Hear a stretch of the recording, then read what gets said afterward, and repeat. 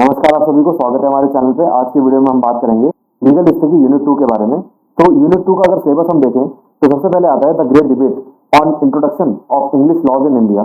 मतलब जो इंडिया में लॉज चलते थे उसको इंग्लिश में कन्वर्ट करने के लिए, मतलब जो इंग्लैंड में लॉ चलते थे वही सेम इंडिया में डालने के लिए ग्रेट डिबेट हुई, जिसमें कुछ रीजन्स थे, कुछ ग्रुप्स थे, जिसमें पहला ग्रुप का नाम है विंग्स, दूसरे का paternalist and utilitarians. And then codification of laws, Charter of 1833 and 1853. Then establishment of high courts under the High Court Act and Indian Council Act 1861.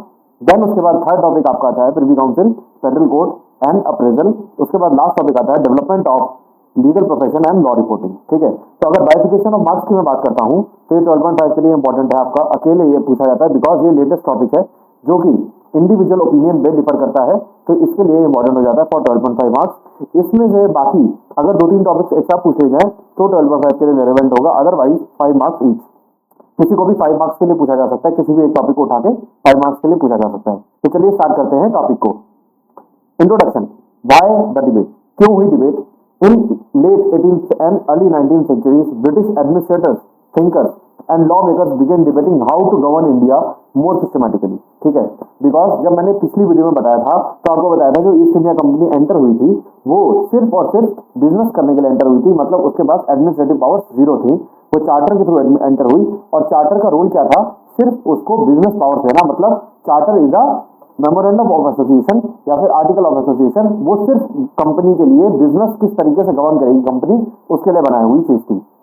But जब वो इंटरव्यूज के बाद कुछ टाइम बाद उसके पास एडमिनिस्ट्रेटिव पावर आ गई।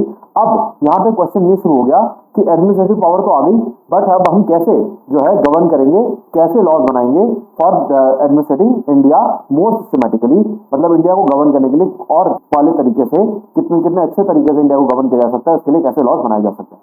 Should English laws and institutions be introduced in India or should Indian traditions and customs be respected? तो question ये था कि जो इंग्लैंड में फॉलो होता था प्रोविजंस, जो इंग्लैंड में फॉलो होता था लॉ, उसको इंडिया में इंट्रोड्यूस कर देना चाहिए या फिर इंडिया के लॉ को एज इट इज रखना चाहिए और इंडिया के जो कस्टम्स है, जो ट्रेडिशंस है, जिसके बेसिस पे इंडिया आज तक गवर्न होता हुआ आ रहा था, तो उसको कंटिन्यू करा देना चाहिए या फिर इंग्लैंड के लॉ को इन्फोर्स कर देना चाहिए। तो इसमें बेसिकली 3 ग्रुप्स बने। तो फर्स्ट ग्रुप इज विग्स। इस ग्रुप का कहना यह था लिबरल कॉन्स्टिट्यूशनल गवर्नमेंट होनी चाहिए एंड रूल ऑफ लॉ होना चाहिए। ठीक है, लिबरल कॉन्स्टिट्यूशनल गवर्नमेंट मतलब ऐसी गवर्नमेंट जो बेस्ड ऑन कॉन्स्टिट्यूशन हो प्लस लिबर्टी देती हो, और जो रूल ऑफ लॉ मतलब लॉ सबके लिए सुपीरियर है, मतलब law is superior over all the individuals. कोई भी इंडिविजुअल लॉ के ऊपर नहीं आता, लॉ ही सुपीरियर है। तो ये सुपीरियरिटी डिपेंड करती है रूल ऑफ लॉ के थ्रू, और इन्होंने बोला कि रूल ऑफ लॉ इंपॉर्टेंट है, मतलब लॉ सबके लिए सुपीरियर होना चाहिए, और साथ ही साथ लिबरल कॉन्स्टिट्यूशनल गवर्नमेंट मतलब जो गवर्नमेंट होनी चाहिए वो कॉन्स्टिट्यूशनल होनी चाहिए as well as liberty provide करने वाली होनी चाहिए।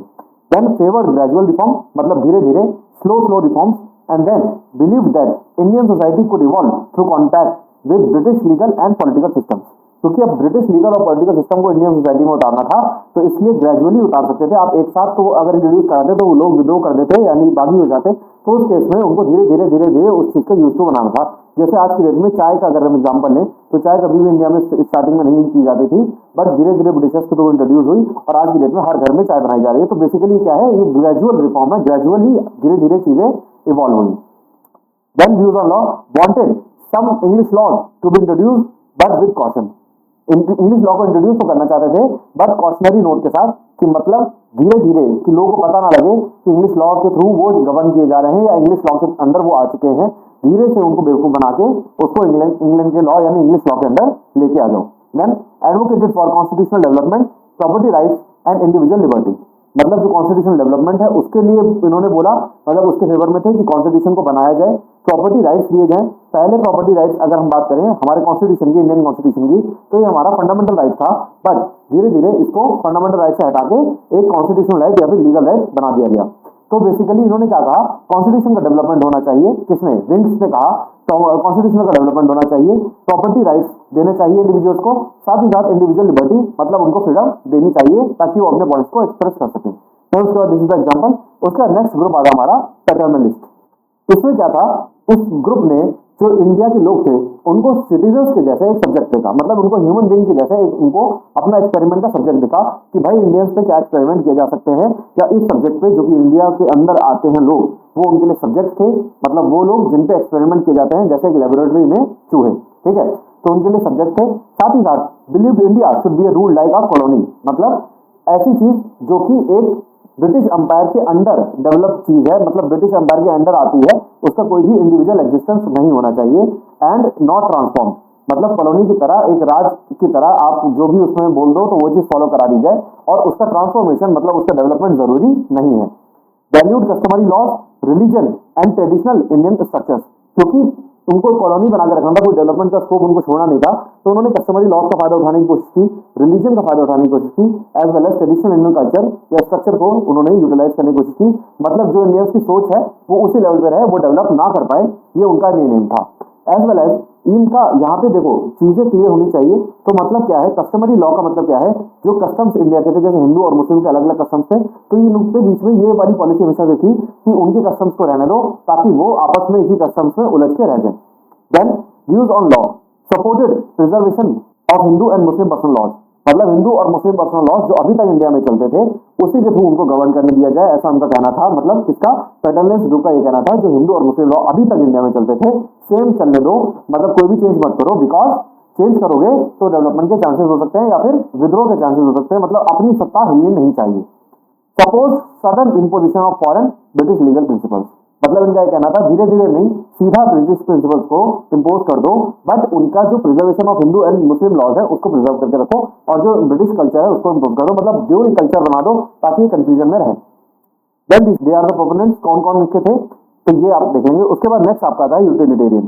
तो अगर जब भी आप वर्ड यूटिलिटेरियन देखें तो इसको रिलेट कर दें बेंथम से, जेरेमी बेंथम, चाहे वो सोशियोलॉजी हो चाहे वो लीगल हिस्ट्री हो, जहां भी वर्ड यूटिलिटेरियन आ जाएगा वो रिलेट करता है जेरेमी बेंथम से। अब इसमें जो फिलॉसफी इन्होंने दी, the greatest good for the greatest number, मतलब ज्यादा से ज्यादा लोगों के लिए ज्यादा से ज्यादा बड़ा गुड करना चाहिए, मतलब अच्छा काम ज्यादा से ज्यादा लोगों के लिए करना चाहिए।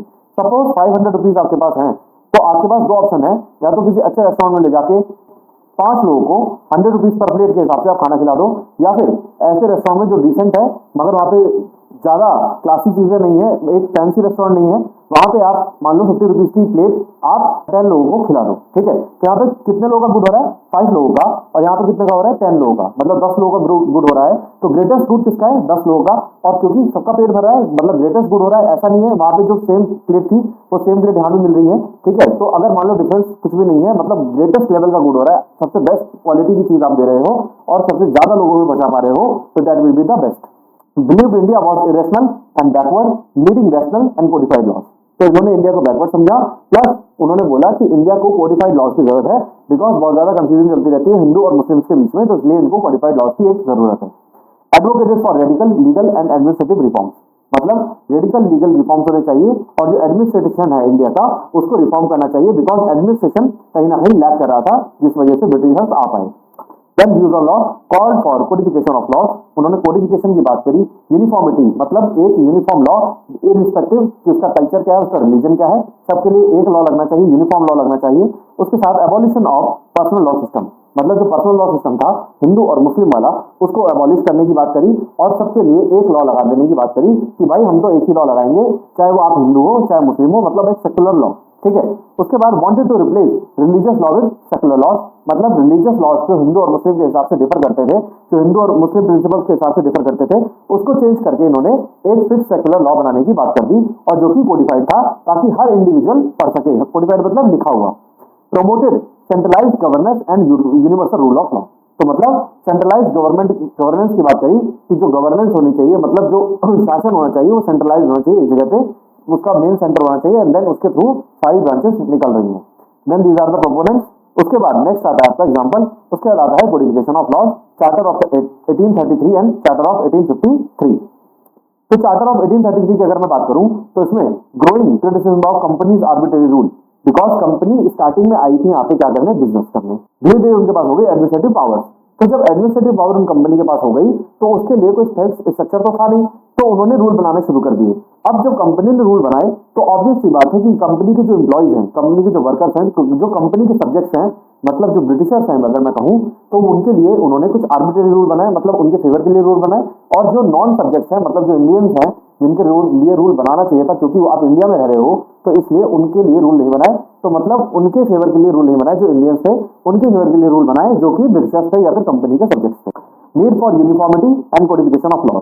यूनिफॉर्मिटी मतलब एक तरीके का लॉ, मतलब डिफरेंस नहीं होना चाहिए हिंदू और मुस्लिम के बीच में, और कोडिफाइड होना चाहिए, लिखा हुआ होना चाहिए, ताकि कोई भी बंदा उस चीज को रेफर कर सके। तो इसके प्रोविजन क्या थे 1833 वाले के? Ended commercial functions of east India company, made east India company purely administrative. अभी तक क्या था, सिर्फ और सिर्फ एडमिनिस्ट्रेशन करने के लिए वो नहीं आए थे, सिर्फ और सिर्फ वो काम करने आए थे, मतलब बिजनेस करने आए थे। बट 1833 के चार्टर से वो प्योरली एडमिनिस्ट्रेटिव हो गए, मतलब अब वो एडमिनिस्ट्रेशन में पूरी तरीके से एंटर कर चुके थे। Then created position of a law member, यहाँ पे एक लॉ मेंबर की पोजीशन बनाई गई। Thomas Macaulay appointed as first law member of the governor general council. Governor general council के अंडर एक लॉ मेंबर की पोजीशन बनाई गई और थॉमस मैकॉले को वहां का फर्स्ट मेंबर बनाया गया। Establishment of law commission, first law commission, ठीक है। तो लॉ कमीशन क्या होती है? बेसिकली आज भी लॉ कमीशन का बहुत बड़ा रोल होता है। जब भी सोसाइटी में नए लॉ की रिक्वायरमेंट होती है तो लॉ कमीशन उसको रिकमेंड करती है, ठीक है। तो उस टाइम पे फर्स्ट लॉ कमीशन बनाई गई ताकि वो क्या करे, लॉ रिकमेंड करे, कोडिफाई करे, मतलब लॉ मेकिंग के प्रोसेस को इजी कर दे, ठीक है, या सिस्टमाइज कर दे। तो task with codifying laws for India, इसका टास्क क्या था लॉ कमीशन का, कि जो इंडिया है, जो इंडिया की प्रोविंसेस है, उसके अंदर कोडिफिकेशन ऑफ लॉ करें, मतलब जो इंडिया के अंदर लॉ लगने हैं उसको कोडिफाई करें, ताकि जो जजेस, जो ब्रिटिशर्स के जजेस हैं या फिर जो एडवोकेट्स हैं उस लॉ को रेफर कर सके।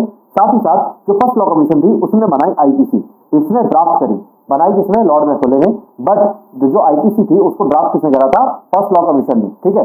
प्लस इसके साथ अगर मैं आपको बताऊं आज की डेट में रिपील हो चुकी है, तो रिपील होने के बाद क्या बन गई है? बीएनएस, भारतीय न्याय संहिता, ठीक है, बीएनएस 2024, तो ये बन चुकी है। तो बेसिकली कहने का मतलब क्या है कि IPC is repealed in today's date. तो अब क्या बन गई है? बीएनएस बन गई है। बीएनएस का मतलब latest law for latest requirements, ठीक है। उसके बाद नेक्स्ट है इंट्रोड्यूस्ड सेंट्रलाइजेशन, मतलब governor general became sole legislative authority in India, मतलब लॉ ड्राफ्टिंग का काम हो गया जो लॉ मेकिंग बॉडी है, मतलब लॉ कमीशन का, और जो लॉ अप्रूव करने का काम था सेंट्रलाइज हो गया किसके हाथ में? गवर्नर जनरल के पास। Then equalization of legal system, aim to establish equality before law irrespective of race, मतलब कोई भी डिस्क्रिमिनेशन के बेसिस पे नहीं, बल्कि सबके लिए लॉ एक बराबर है, जो कि आर्टिकल 14 हमारी बात करता है किसके लिए, कि there must be equality before law, मतलब जो भी इंडिविजुअल्स इंडिया के हैं वो सब लॉ के नजर में एक बराबर हैं, उसमें कोई भी डिस्क्रिमिनेशन नहीं हो सकता on the basis of place, caste, sex और जेंडर, ठीक है।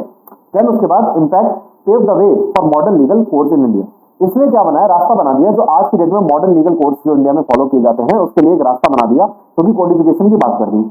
Then gave legal reform to utilitarian philosophy in colonial rule, मतलब greatest good for greatest number, ये फिलॉसफी को इन्होंने कॉलोनीज में अलाउ करने के लिए जनरल रिफॉर्म दे दिया। देन चार्टर ऑफ 1853, ये आया नेक्स्ट चार्टर, मतलब इसके 20 साल बाद। इससे पहले जो चार्टर आया था वो 1833 का था, अब आया charter of 1853। Continued pressure of reform, मतलब जो रिफॉर्म का था उसका प्रेशर आया, बिकॉज जो चार्टर ऑफ 1833 था वो तो काफी पुराना हो गया, और इसके लिए अब नया चार्टर नई चीजों की रिक्वायरमेंट आ गई, बिकॉज सोसाइटी डेवलप कर रही थी। Growing need for efficient civil administration and legal clarity, मतलब अब कंफ्यूजन बहुत ज्यादा हो चुकी थी, क्योंकि चार्टर के थ्रू एडमिनिस्ट्रेशन चला गया था ईस्ट इंडिया कंपनी के पास, मतलब ब्रिटिशर्स के पास, एंड देन उसकी वजह से जो सिविल एडमिनिस्ट्रेशन था, मतलब जो रेंट रेवेन्यू वगैरह के एडमिनिस्ट्रेशन थे, प्लस जो लॉ की क्लियरिटी थी कि किसके क्या राइट्स हैं और किसके क्या राइट्स नहीं है, और हिंदू मुस्लिम के डिस्प्यूट्स में कौन सा लॉ लगेगा, उसके बीच में क्लियरिटी की बहुत ज्यादा रिक्वायरमेंट बढ़ गई। देन प्रोविजंस क्या थे? Continued legislative centralisation, strengthened legislative council, मतलब जो लेजिस्लेटिव काउंसिल थी, मतलब जो गवर्नर जनरल काउंसिल थी, उसको इन्होंने स्ट्रेंथन कर दिया। मोर इंडियन रिप्रेजेंटेशन अलाउड, मतलब इंडियन लोगों को अलाउ कर दिया उस लेजिस्लेटिव सेंट्रलाइजेशन के अंदर, कि मतलब जो गवर्नर जनरल की काउंसिल है उसके अंदर जो लेजिस्लेटिव काउंसिल है उसमें इंडियन रिप्रेजेंटेशन अलाउ कर दी, और जिसमें कौन आते थे? सदर अमीन एंड नेटिव जजेस, क्योंकि इससे पहले क्या था, जो हमारी रेगुलेटिंग एक्ट थी उसमें हमने जजेस बना दिए जो इंडिया के थे, और जो अमीन थे वो इंडिया के थे, तो बेसिकली उनका काम क्या था? जजमेंट डिलीवर करना, जजेस वाला काम करना, तो उनको उन्होंने अलाउ कर दिया for legislative council. Then reconstruction of law commission, law commission को रिकंस्ट्रक्ट करना, और बनी second law commission. Second law commission याद रखोगे, फर्स्ट लॉ कमीशन बनी थी 1833 में, सेकंड लॉ कमीशन जो बनी वो 1853 में बनी, और ये कहां बनी? लंदन में, ठीक है। Then civil services reform, introduce open competitive examination for civil services, अभी तक एग्जामिनेशन के थ्रू नहीं हो रहा था, बट अब ऐसा मौका आया क्योंकि रिफॉर्म की जरूरत थी, सिविल सर्विसेज में रिफॉर्म की जरूरत थी, तो इन्होंने एक एग्जाम का पैटर्न शुरू कर दिया कि आप कॉम्पिटिटिव एग्जाम को क्लियर करो, then you will become a civil servant, और सिविल सर्वेंट बनने के बाद जो फायदे थे उन्होंने डिक्लेयर कर दिए, ठीक है। तो यहाँ से शुरुआत हो गई यूपीएससी की, मतलब यूपीएससी की इनिशियल लेवल शुरुआत, कि आप कहाँ से कॉम्पिटिटिव एग्जाम्स की शुरुआत हुई, तो यहाँ से 1853 में। Then pushed further codification. ठीक है, तो फर्दर कोडिफिकेशन में आप लोगों को ये एक्ट के नाम याद रखने हैं, CrPC, CPC and contract act. तो बेसिकली ये जो दो एक्ट हैं ये स्टिल अलाइव हैं, बट जो हमारी सीआरपीसी है, सीआरपीसी ये रिपील हो चुकी है और ये बन गई है क्या, बीएनएसएस, भारतीय नागरिक सुरक्षा संहिता। ठीक है, तो ये बन गई है बीएनएसएस। तो बेसिकली सीआरपीसी जो कि इंग्लिश टाइम की थी, मतलब अंग्रेजों के जमाने की थी, उसको खत्म कर दिया गया है, उसको बना दिया गया है भारतीय नागरिक सुरक्षा संहिता। और जो सीपीसी है, मतलब कोड ऑफ सिविल प्रोसीजर, जो कि सिविल कोर्ट्स में लगती है, और जो इंडियन कॉन्ट्रैक्ट एक्ट है, तो बेसिकली सीपीसी जो है वो हमारा क्या है, प्रोसीजरल लॉ है, ये अभी भी एप्लीकेबल है, मतलब ये अभी भी चलता है। जब इम्पैक्ट क्या हुआ, formalise the British legal system in India, मतलब जो ब्रिटिश लीगल सिस्टम था उसको फॉर्मलाइज कर दिया गया थ्रू दीज लॉज। उसके बाद नेक्स्ट चीज क्या थी, strengthen the roots of uniform civil and criminal laws. अब ये क्योंकि ये जो लॉज हैं, ये तीनों लॉज अगर हम देखें, चाहे इसमें आईपीसी भी अगर हम ऐड कर दें, तो ये सारे लॉज जो है वो क्या है, सेकुलर है, मतलब किसी भी रिलीजन पे बेस्ड नहीं है कि हिंदू है तो आईपीसी में जाएगा, अगर मुस्लिम है तो सीआरपीसी में जाएगा, ऐसा कुछ भी नहीं था। मतलब आप हिंदू हो चाहे मुस्लिम हो, रिस्पेक्टिव ऑफ दैट, अगर आपने क्राइम किया है या आपके ऊपर कोई भी चार्ज लगा है तो ये एक्ट आपके लिए रेफर करी जाएंगे। Then reflective continued utilitarian dominance in policy making. Utilitarian मतलब पॉलिसी बनाने में ये ध्यान रखा जाता था कि ग्रेटेस्ट गुड हो, ग्रेटेस्ट नंबर तक पहुंचे, मतलब सबसे ज्यादा फायदा हो और ज्यादा लोगों तक वो चीज पहुंचाई जा सके। Legacy of great debate. ठीक है, अब ये क्या था, ये ग्रुप्स थी। ठीक है, और ये ग्रुप्स के क्या थे, रोल्स थे, रिजल्ट थे, तो ये आप टेबुलर फॉर्म में है, इसको आप पढ़ लेंगे। उसके बाद आपका ये टॉपिक खत्म हो जाता है। इसका नेक्स्ट टॉपिक आता है establishment of high court under Indian high court act 1861। ठीक है, तो एस्टैब्लिशमेंट ऑफ हाई कोर्ट इसमें देखते हैं।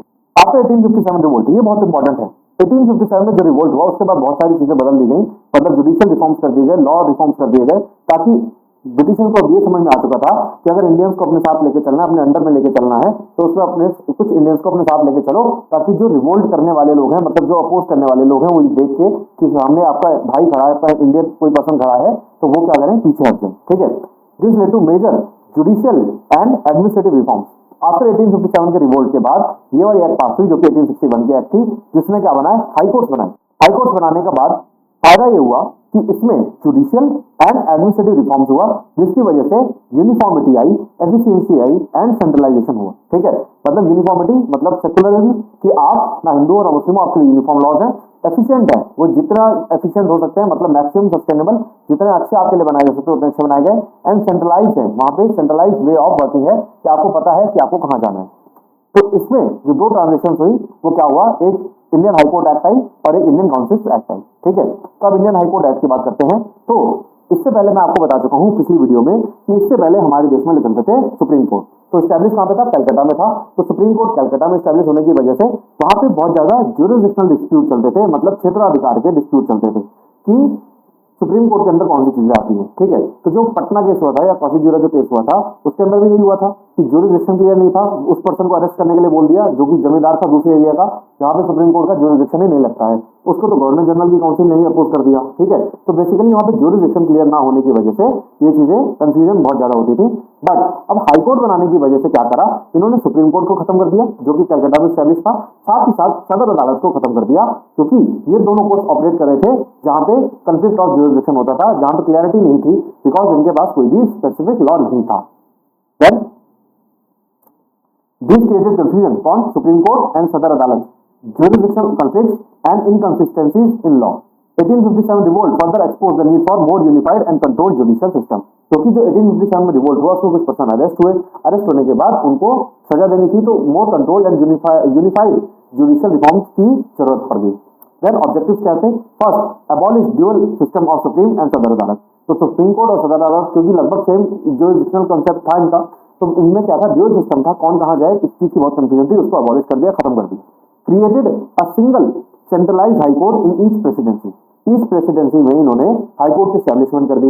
अब ईच प्रेसिडेंसी में अगर हाईकोर्ट की स्टैब्लिशमेंट हो गई है, तो अगर उस प्रेसिडेंसी में किसी को कोई भी डिस्प्यूट हो रहा है या फिर कोई भी दिक्कत आ रही है, तो वो उसको पता है कि उसको हाईकोर्ट अप्रोच करना है। Ensure more effective administration of justice, मतलब जस्टिस के लिए मोर इफेक्टिव हो गया, बिकॉज अब इंसान को, व्यक्ति को पता है कि अगर डिस्प्यूट हो तो कहां जाना है। ठीक है, then main provisions, establishment of high court, authorise British count to establish high courts in Calcutta, Bombay and Madras. तो बेसिकली 3 जगह कलकत्ता, बॉम्बे और मद्रास में हाई कोर्ट को स्टैब्लिश कर दिया। ठीक है, अब स्टैब्लिशमेंट से क्या हुआ, यहाँ पे जो लोग थे उनको पता है कि जो क्योंकि मेजरली यहाँ पे ही कंपनी का वर्किंग थी और यहाँ पे ही मेन डेवलपमेंट का एरिया था, तो ये जो लोग थे इनको पता था कि अगर कोई डिस्प्यूट हो तो आपको कहाँ जाना है, हाई कोर्ट जाना है। ठीक है, तो क्योंकि यहाँ पे स्टैब्लिश कर दिए गए थे। These replace both supreme court and Sadar अदालत। सदर अदालत और सुप्रीम कोर्ट खत्म ही हो गए, अब सिर्फ एक हाई कोर्ट चलते थे। Each high court to consist of maximum 15 जजेस। एक हाई कोर्ट में मैक्सिमम 15 जज हो सकते थे। तो टोटल अगर हम देखें तो 3 हाई कोर्ट के कितने हो गए, 15 इंटू 3 यानी 45, 45 जजेस थे। देन टाइप्स ऑफ जजेस क्या थे, barrister with at least 5 years standing. अब ये चीज आपको ध्यान रखनी है कि इसमें से सारे होना, ऑल होना मैंडेटरी नहीं है। ठीक है, इसमें से अगर मान लो कि बैरिस्टर्स विद 5 years स्टैंडिंग ने अप्लाई करा फॉर 15 जजेस इन वन हाई कोर्ट और अगर इन सबको सेलेक्ट कर लिया गया तो कोई भी प्रॉब्लम नहीं होगी। ठीक है, then civil servants with 10 years judicial experience. तो सिविल सर्वेंट्स वाला जो एग्जाम क्लियर कर रहे थे उनको जब 10 साल का जुडिशियल एक्सपीरियंस मतलब रिलेटेड टू टैक्स या रेवेन्यू हो जाएगा तो वो क्या बन सकते थे, जज of the high court. Then Indian जजेस were also allowed to be appointed. इनकी कोई क्वालिफिकेशंस नहीं बताई, मतलब इनका अपॉइंटमेंट बहुत ही मुश्किल से होता था। इनको प्रेफरेंस दी जाती थी बैरिस्टर्स को। बैरिस्टर्स वो लोग होते हैं जो इंग्लैंड से एलएलबी करके आए हुए होते हैं और सिविल सर्वेंट्स जो कि इंग्लैंड का एग्जाम क्लियर कर रहे थे। Then jurisdiction, High Court has original and appellate jurisdiction, civil and criminal। दोनों jurisdiction दिया गया जो कि सदर अदालत के पास था, सिविल एंड क्रिमिनल। तो बेसिकली हाई कोर्ट को भी दोनों jurisdiction दिया गया बिकॉज हाई कोर्ट से सुप्रीम कोर्ट और सदर अदालत दोनों को खत्म कर दिया था, तो दोनों jurisdiction इनको देना मैंडेटरी हो गया। उसके साथ साथ ओरिजिनल जुरिडिक्शन तब होता है जब आपकी केस की शुरुआत ही उस कोर्ट से हो। जैसे मान लो आपको कोई डिस्प्यूट हुआ, कोई सिविल केस हुआ, तो आप जाओगे डिस्ट्रिक्ट कोर्ट। तो डिस्ट्रिक्ट कोर्ट आपका क्या है, ओरिजिनल जुरिडिक्शन है, क्योंकि आपकी केस की सुनवाई की शुरुआत डिस्ट्रिक्ट कोर्ट से होगी। ठीक है, अब क्या था, जब डिस्ट्रिक्ट कोर्ट थे नहीं तो हाई कोर्ट थे। हाई कोर्ट की ओरिजिनल जुरिडिक्शन का मतलब क्या था, केस की शुरुआत वहीं से हो सकती थी। देन अपीलेट जुरिडिक्शन, मतलब केस की शुरुआत या तो वहां से करा लो या तो वहां पे अपील आप फाइल कर सकते हो। Also admiralty, testamentary, matrimonial and company jurisdiction. ठीक है, तो बेसिकली क्या है, एडमिनिस्ट्रेशन से रिलेटेड, मैट्रिमोनी मतलब जो मैरिज रिलेटेड डिस्प्यूट्स हैं, जो शादी और डाइवोर्स वाले डिस्प्यूट्स हैं, और साथ ही साथ जो कंपनी के डिस्प्यूट्स हैं उसको जुरिडिक्शन में लेने की हाईकोर्ट की पावर थी।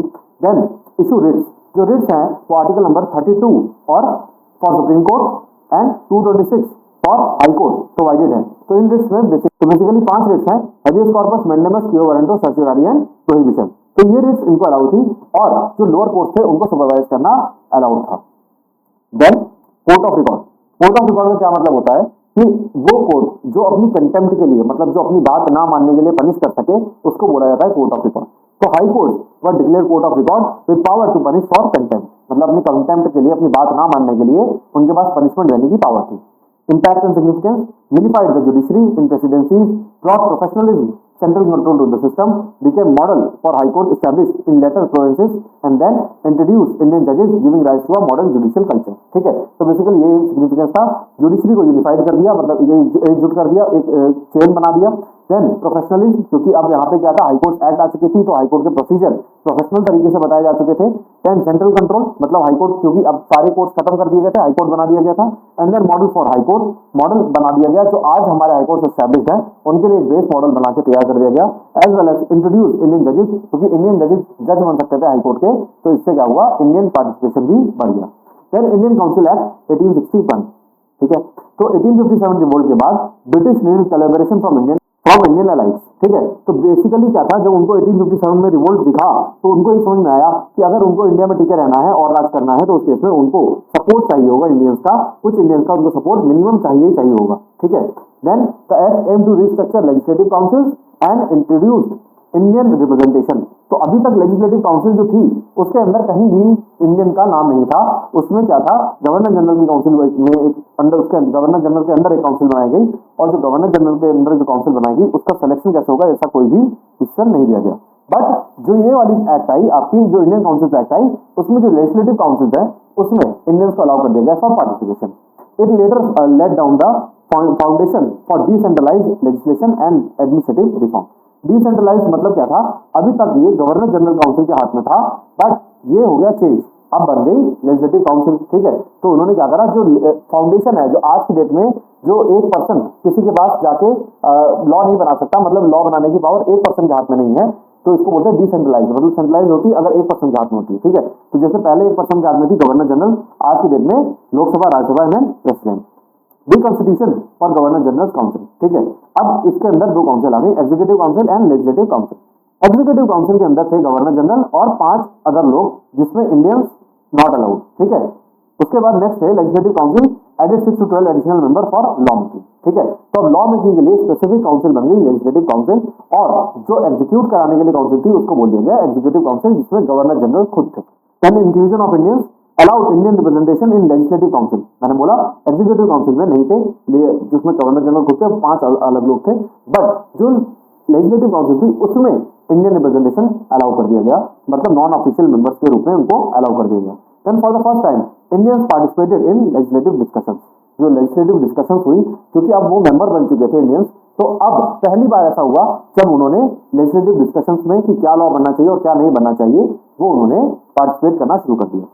First time the Indian members, Raja of Banaras, Maharaja of Patna etcetera, इन्होंने पार्टिसिपेट किया। देन डिसेंट्रलाइजेशन, मतलब एक पावर से हटके मल्टीपल पावर्स में पावर डिवाइड हो जाना, उसको बोलते हैं डिसेंट्रलाइजेशन। तो अब बन गए executive council and legislative council. ठीक है, तो ये 2 काउंसिल्स बन गई, तो इसकी वजह से डिसेंट्रलाइजेशन हो गया।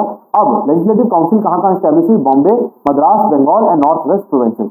तो 3-4 जगह जो है लेजिस्लेटिव काउंसिल एस्टैब्लिश हुई, Bombay, Madras, Bengal and north west provinces, क्योंकि बिजनेस यही चल रहा था। तो बिजनेस के लिए लॉ बनाना था, बिजनेस के एडमिनिस्ट्रेशन के लिए, एरिया के एडमिनिस्ट्रेशन के लिए लॉ बनाना था, तो जिसकी वजह से लेजिस्लेटिव काउंसिल को इन 4 जगह पे रख दिया गया। And then ordinance power, governor general could issue ordinances in emergencies when the council was not in session. तो बेसिकली काउंसिल हर वक्त तो काम नहीं करती रहेगी, और कोई ऐसा टाइम आ जाए जब काउंसिल सेशन में ना हो, बट सिचुएशन को कंट्रोल करना हो, लॉ बनाने की जरूरत पड़ जाए, मतलब सिचुएशन को इंस्टेंटली कंट्रोल में लाना हो, तो उस केस में काउंसिल को उन्होंने अलाउ कर दिया कि जो गवर्नर जनरल है वो लॉ बना सकता है फॉर पर्टिकुलर टाइम, जब तक काउंसिल उस पर लॉ नहीं बना दे, तो उसको हम क्या बोलेंगे? ऑर्डिनेंस बोलेंगे। Impact and importance, mark the beginning of constitutional development in India. उसके साथ started the process of legislative decentralisation, encourage Indian participation in law making although limited, and then created a legislative framework within which high court function. ठीक है, तो basically क्या है, constitutional development का शुरुआत यहीं से हो गई। साथ ही साथ लेजिस्लेटिव डिसेंट्रलाइजेशन, मतलब लॉ मेकिंग की पावर सिर्फ एक पर्सन के हाथ में नहीं रही, मल्टीपल लोगों के हाथ में आ चुकी थी, मतलब लेजिस्लेटिव काउंसिल के हाथ में आ चुकी थी। उसके साथ इंडियन पार्टिसिपेशन जो बढ़ गया इसमें लॉ मेकिंग में, क्योंकि इंडियन पार्टिसिपेशन बन गया लेजिस्लेटिव काउंसिल के अंदर। And then created legislative framework within which high court function. अब हाई कोर्ट जो फंक्शन कर रहे थे, जो जिस लॉ पे वो गवर्न कर रहे थे, जजमेंट दे रहे थे, उस पे लेजिस्लेटिव फ्रेमवर्क इंडियन की पकड़ आ चुकी थी। अब कनेक्शन बिटवीन द 2 एक्ट्स, ये टेबुलर फॉर्म में लिखा हुआ है, तो ये आप रेफर कर लेंगे। उसके बाद ये आपकी टेबुलर फॉर्म के बाद आ जाता है कंक्लूजन। तो इसी के साथ आपका ये टॉपिक भी खत्म हो जाता है। अब चलते हैं आगे वाले टॉपिक पे, जिसका नाम है privy council and federal courts. ठीक है, तो अभी तक क्या था, सुप्रीम कोर्ट हट के हाई कोर्ट आ चुके हैं, अब प्रिवी काउंसिल की बात करते हैं। तो प्रिवी काउंसिल बेसिकली ऐसी काउंसिल है जो हाईएस्ट कोर्ट ऑफ अपील हुआ करती थी, जो कि लंदन में एस्टैब्लिश थी इन यूके। ठीक है, तो बेसिकली अगर मान लो किसी पर्सन को कोई डिस्प्यूट हुआ, तो वो हाई कोर्ट के ओरिजिनल जुरिडिक्शन को इनैक्ट करा सकता था, मतलब ओरिजिनल क्षेत्राधिकार जहां पे केस शुरुआत हाई कोर्ट में होगी। उसके साथ साथ वो पर्सन क्या कर सकता था, वो पर्सन अगर हाई कोर्ट से सेटिस्फाइड नहीं है तो लंदन में अपील कर सकता था इन प्रिवी काउंसिल। ठीक है, तो basically judicial committee of the privy council was highest court of appeal for British Empire including colonial India, क्योंकि India was a colony of British Empire, मतलब इंडिया एक ऐसी जगह थी जो कि राज करता था, जिसपे ब्रिटिशर्स राज करते थे। तो बेसिकली ब्रिटिश एम्पायर के लिए तो जो हाईएस्ट कोर्ट ऑफ अपील था वो प्रिवी काउंसिल था। मतलब अगर कोई इंडियन वर्सेस ब्रिटिश एम्पायर हुआ या फिर इंडियन वर्सेस ब्रिटिशर हुआ, तो उस केस में जो अपील जाएगी कहां जाएगी? प्रिवी काउंसिल में जाएगी। अगर मान लो कोई इंडियन वर्सेस इंडियन भी हुआ और हाई कोर्ट में वो मैटर सेटिस्फाई नहीं हो पाया कोई इंडियन, तो अप्रोच कर सकता है प्रिवी काउंसिल पर। अब मुद्दा यहाँ पे नजर रखने वाला ये है कि जब प्रिवी काउंसिल में मैटर जाता था तो इंग्लैंड के लॉ के अकॉर्डिंग उसको एडजस्ट करते थे, यानी जुडिकेट करते थे। It was based in London and function as final appellate authority for cases originally British colonies. तो ब्रिटिश कॉलोनीज मतलब जितने भी ब्रिटिश के राज्य थे, जहां पे ब्रिटिशर्स राज करके गए हैं, तो वहां पे वो सारे कॉलोनीज के लिए वो क्या था, बेस्ट मतलब हाईएस्ट प्लेस ऑफ अपील था, उसके ऊपर कहीं भी अपील आप नहीं कर सकते। तो बेसिकली अगर प्रिवी काउंसिल ने आपके फेवर में फैसला दे दिया तो बात खत्म, आप जीत गए। और अगर प्रिवी काउंसिल ने आपके अगेंस्ट फैसला दे दिया, आप चाहे जितने भी सही हो, आप हार गए, आपके पास कोई भी और ऑप्शन नहीं है। तो जनरली यहाँ पे आर्बिट्रेरीनेस लिखती थी कि अगर मान लो कोई इंडियन किसी ब्रिटिशर के अगेंस्ट कोई केस करता था, तो वो जनरली क्या होता था, प्रिवी काउंसिल का जो डिसीजन होता था वो ब्रिटिशर के फेवर में होता था। ठीक है, appeal could be made from Indian high court directly to the privy council, मतलब इंडियन हाई कोर्ट से कहां अपील जाती थी? प्रिवी काउंसिल में जाती थी। Then importance in Indian context क्या थी? It served as supreme judicial authority over Indian matters. ठीक है, इन मिड 20th सेंचुरी। तो अब इंडियन मैटर में क्योंकि हाई कोर्ट से अपील जा रही है प्रिवी काउंसिल के पास, तो इंडियन मैटर में भी क्या था, सुप्रीम जुडिशियल अथॉरिटी ये बन गई। Then major legal principles and precedents for Indian law were laid down by the privy council. आज की डेट में भी कॉन्ट्रैक्ट एक्ट जैसी एक्ट हैं कुछ जो ब्रिटिशर्स के टाइम से चलती हुई आ रही है, तो वहां पर प्रिवी काउंसिल की जजमेंट को रेफर करा जाता है। मतलब प्रिवी काउंसिल ने जो बोला उसके पीछे क्या रीजनिंग थी, उस रीजनिंग को रेफर करा जाता है और कभी कभार तो एज इट इज पूरी जजमेंट को रेफर कर दिया जाता है। बिकॉज क्या होता था कि जब भी कोई अपील जाती थी इंडियन लॉ पे, जैसे कॉन्ट्रैक्ट एक्ट बनने के बाद अगर हाईकोर्ट में केस गया और हाईकोर्ट से वो गया प्रिवी काउंसिल में, तो प्रिवी काउंसिल ने जो भी इंटरप्रिटेशन लगाया उसको हमने यूज करा, बिकॉज प्रिवी काउंसिल जो इंडिया के कोर्ट है उस पर थी बाइंडिंग, इसलिए। Then it help in shaping foundation for Indian jurisprudence specially in constitutional and civil law. तो सिविल लॉ के केसेस ज्यादा होते थे क्योंकि पहले तो क्राइम था नहीं, तो सिविल लॉ के केसेस ज्यादा होते थे जो कि अपील में भी जाते थे। देन अपील होने की वजह से वहां पे क्या होता था, जुडिशियल या फिर ज्यूरिस्प्रूडेंशियल एस्पेक्ट बढ़ता था, क्योंकि उसमें रिसर्च होती थी कि भाई अगर ये प्रोविजन है तो इसका इंटरप्रिटेशन किस तरीके से किया जाए, तो रिसर्च बढ़ती थी। अब रिसर्च बढ़ने से फायदा ये हुआ कि जो कॉन्स्टिट्यूशनल और सिविल लॉ थे उसका स्कोप बढ़ गया, साथ ही साथ ज्यूरिस्प्रूडेंस मतलब स्टडी ऑफ लॉ बढ़ गया। Then features it function under British legal principles and often as non Indian जजेस। क्योंकि लंदन में कौन जाएगा यार इंडियन जज बन के, तो वहां पे क्या था, वहां पे ब्रिटिश लीगल प्रिंसिपल्स को फॉलो किया जाता था। मैं बता ही चुका हूं कि भाई आपका केस कुछ भी हो कुछ फर्क नहीं पड़ता, वहां पे ब्रिटिशर्स के लॉ लगेंगे। एंड वहां पे जो जजेस थे वो थे इंग्लैंड वाले जज, मतलब उनको इंडिया का ढेला कुछ नहीं पता था, ठीक है। Decision were binding on Indian courts, मतलब इंडियन कोर्ट के जो भी इंडिया में कोर्ट स्टैब्लिश थे, हाई कोर्ट वगैरह, उसके ऊपर उसके डिसीजन बाइंडिंग थे क्योंकि वो फाइनल कोर्ट ऑफ अपील था, मतलब प्रिवी काउंसिल से ऊपर कोई भी नहीं था, ठीक है। It give landmark judgments rulings in case like Keshoram cotton mills, queen versus Burra, Ishwari Khetan versus union of India, ठीक है। तो ये बेसिकली जजमेंट्स है। अब ये जजमेंट्स मैंने मेंशन करी हुई हैं ये, ठीक है। तो ये आप देख लेंगे कि इस जजमेंट में क्या हेल्ड हुआ था। तो अगर एग्जाम पॉइंट पे आप इन केसेस को मेंशन कर देंगे तो आपके मार्क्स के लिए कुछ बेटर चीजें हो जाएंगी। Then this is the next case law. उसके बाद हमारा आ जाता है नेक्स्ट टॉपिक जो कि है federal court of India and evaluation.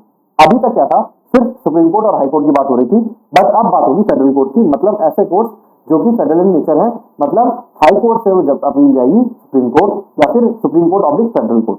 तो आज के जो सुप्रीम कोर्ट है हमारा, आज का जो सुप्रीम कोर्ट इंडिया का है वो पहले कहलाता था फेडरल कोर्ट। तो बेसिकली फेडरल कोर्ट का सेटअप कैसे हुआ, गवर्नमेंट ऑफ इंडिया एक्ट 1935 के थ्रू। तो जब कॉन्स्टिट्यूशन बना उससे पहले जो वर्किंग एक्ट थी वो थी गवर्नमेंट ऑफ इंडिया एक्ट 1935। तो बेसिकली क्या था, गवर्नमेंट ऑफ इंडिया एक्ट के अंदर फेडरल कोर्ट बनाया गया और फेडरल कोर्ट स्टैब्लिश हुआ दिल्ली में। It was India's first indigenous national court and precursor to the supreme court of India. मतलब सुप्रीम कोर्ट ऑफ इंडिया के पहले वाला कोर्ट जिसको हम बोलते हैं सुप्रीम कोर्ट, फेडरल कोर्ट था, ठीक है। तो सुप्रीम कोर्ट से पहले फेडरल कोर्ट था और वो क्या था, नेशनल कोर्ट था, जैसे आज की डेट में सुप्रीम कोर्ट है। Had original jurisdiction in dispute between provinces and central government. अगर सेंट्रल गवर्नमेंट और प्रोविंसेस के बीच में कोई डिस्प्यूट हो जाए, जैसे स्टेट वर्सेस सेंट्रल गवर्नमेंट हो जाए, तो क्या था, ओरिजिनल जुरिसडिक्शन था किसके पास, फेडरल कोर्ट के पास। साथ ही साथ appellate jurisdiction over decisions from high court. High court से अगर अपील हो रही है तो अब डायरेक्टली प्रिवी काउंसिल जाने के बजाय फेडरल कोर्ट जाएगी एंड देन फेडरल कोर्ट से प्रिवी काउंसिल। तो इस तरीके की अपील हो गई। पहले क्या होता था, हाई कोर्ट से डायरेक्ट प्रिवी काउंसिल में अपील जाती थी, बट अब चेंज हो गया, हाई कोर्ट से federal court and then federal court से प्रिवी काउंसिल, ठीक है। तो ये हो गया system. could interpret constitutional matters and federal issues arising under 1935 act. तो जो 1935 एक्ट थी, मतलब गवर्नमेंट ऑफ इंडिया एक्ट जो थी, उसके जो इंटरप्रिटेशन के मैटर्स थे, साथ ही साथ जो कॉन्स्टिट्यूशनल मैटर्स थे जो एक पर्सन के राइट्स और लाइबिलिटीज पे डिपेंड करते थे, उनको ये इंटरप्रेट करने का फेडरल कोर्ट के पास राइट आ गया, बिकॉज ये नेशनल कोर्ट था। Composition consisted of chief justice and up to 6 जजेस। सेम वही सुप्रीम कोर्ट वाली बात जो आज है वो तब भी थी, मतलब उसको हम बोलते थे फेडरल कोर्ट, इस तरीके से आप समझ सकते हो। इनिशियली मोस्ट जजेस वर ब्रिटिश बट ग्रेजुअली इंडियन जजेस वर अपॉइंटेड। पहले तो ब्रिटिशर्स थे, ऑब्वियस सी बात है, बट धीरे धीरे वहां पे इंडियन जजेस आ गए। Significance, it marked the shift towards judicial sovereignty and legal autonomy with in India. क्योंकि ये क्या था, नेशनल कोर्ट था, मतलब इंडिया की लिमिटेशंस में, इंडिया की बाउंड्री में अगर प्रिवी काउंसिल में कोई बंदा ना जाए तो सबसे ऊपर कोर्ट कौन सा है, federal court. Help in legal professionals and जजेस विद कॉम्प्लेक्स कॉन्स्टिट्यूशनल मैटर्स। मतलब जो जजेस और जो लीगल प्रोफेशनल इंडिया के थे उनको फेमिलराइज करा दिया, उनको हैबिचुअल करा दिया कि जो भी कॉन्स्टिट्यूशनल मैटर्स होते हैं वो किस तरीके से होते हैं, उनको किस तरीके से इंटरप्रेट किया जाता है। Played a pivotal role in shaping post independence judicial infrastructure. भाई पोस्ट इंडिपेंडेंस में आ गया हमारा कॉन्स्टिट्यूशन और कॉन्स्टिट्यूशन में आते ही बन गया हमारा सुप्रीम कोर्ट। तो जो फेडरल कोर्ट था वो बन गया हमारा सुप्रीम कोर्ट। इतनी देर से मैं यही तो कह रहा हूँ कि जो सुप्रीम कोर्ट पहले था वो था फेडरल कोर्ट, सीधी सी बात है, ठीक है। तो ये आपका कंपैरिजन है। तो अभी आप देख लेंगे ये इस टेबल में अगर इसमें कोई भी डाउट आपको होता है तो आप कमेंट सेक्शन में इजीली मुझसे पूछ सकते हैं।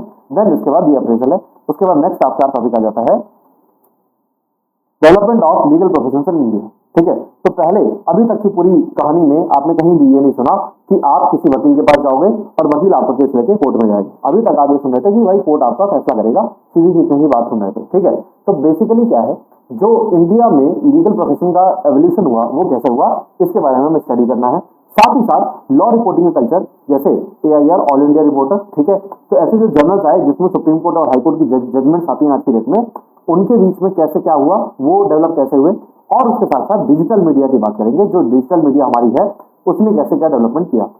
तो सबसे पहले एंशिएंट एंड मिडिवल पीरियड की बात करें तो नो फॉर्मल लीगल प्रोफेशन, ऐसा कोई प्रोफेशन ही नहीं होता था जहां पे आपको वकील चूज करना पड़े, मतलब ऐसा पर्सन चूज करना पड़े जो आपकी बात को रखे।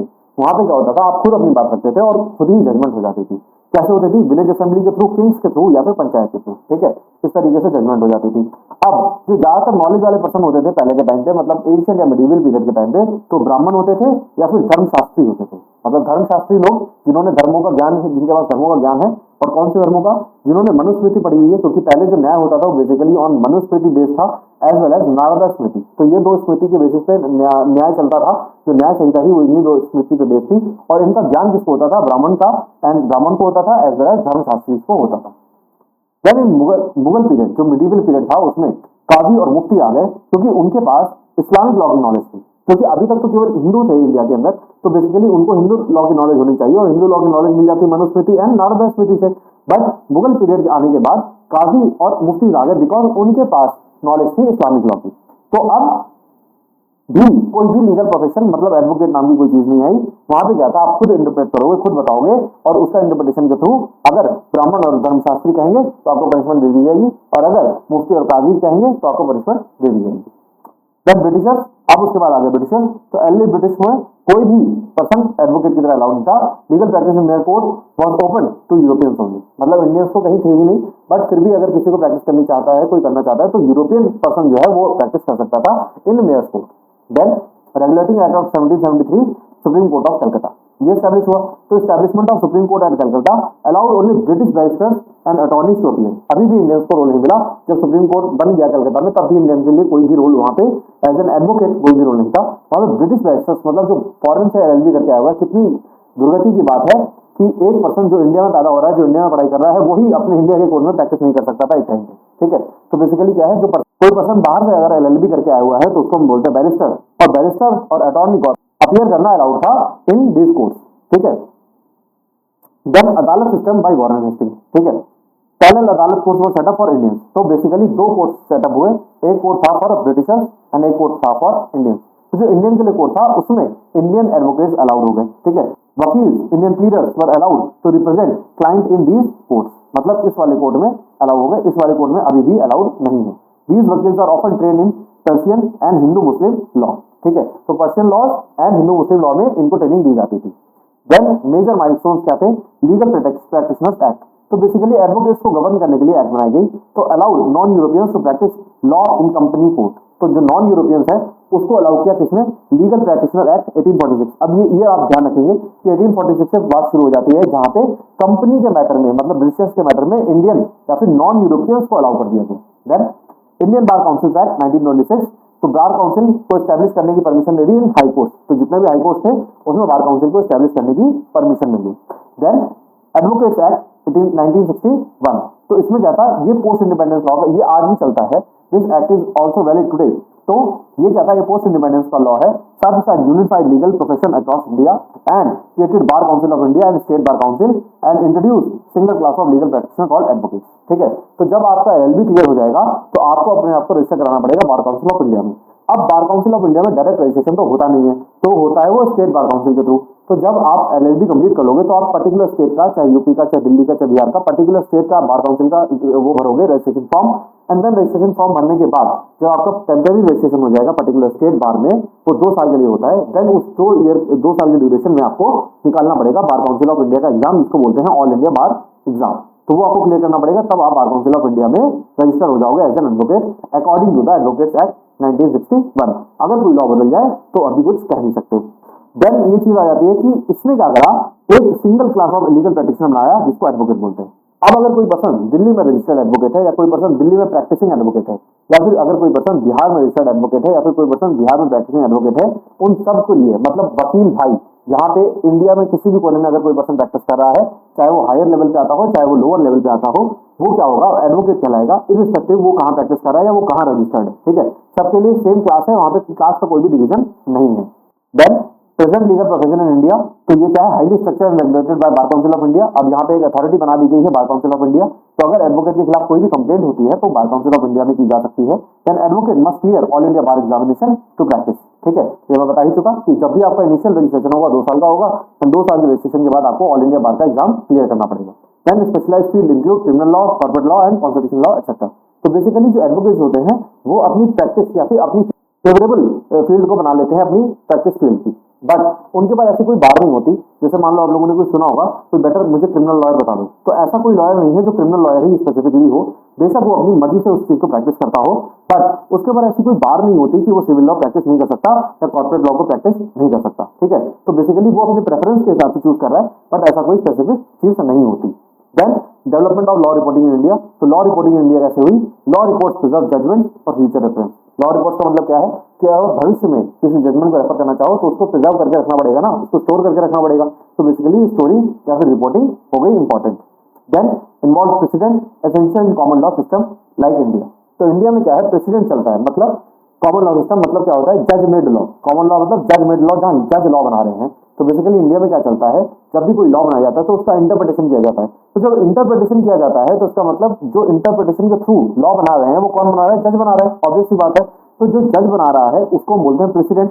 मतलब एक हायर कोर्ट का जज अगर सुप्रीम कोर्ट का जज है तो उसने अगर कुछ बात बोली है तो वो लोअर कोर्ट यानी कि हाई कोर्ट में बाइंडिंग होगी, और हाई कोर्ट के जज ने अगर कुछ बात बोली है तो उसके अंदर जितने भी डिस्ट्रिक्ट कोर्ट के जजेस आ रहे हैं उन पर बाइंडिंग होगी। ठीक है, तो इसको बोलते हैं प्रेसिडेंट। तो ये क्या है, कॉमन लॉ सिस्टम है, मतलब जज मेड लॉ है। हेल्प लॉयर्स एंड जजेस इंटरप्रेट लॉ कंसिस्टेंटली, मतलब आपको पता है कि इससे पहले क्या इंटरप्रिटेशन हुआ था और अब क्या रिक्वायरमेंट है, तो कंसिस्टेंसी के साथ आप इंटरप्रिटेशन कर सकते हो बाय रेफरिंग ओल्ड जजमेंट्स। आगे डेवलपमेंट कैसे हुआ, प्री 1850 कुछ भी नहीं होता था, नो लॉ रिपोर्टिंग, मतलब कोई भी लॉ रिपोर्टिंग नहीं होती थी, मतलब लॉ की जजमेंट को रिपोर्ट नहीं किया जाता था। जजमेंट कैसे होती थी, अनपब्लिश या फिर हैंड रिटन होती थी। Then establishment of Indian law reports, तो first official law reporting system in British India बना and publish high court and privy council decision.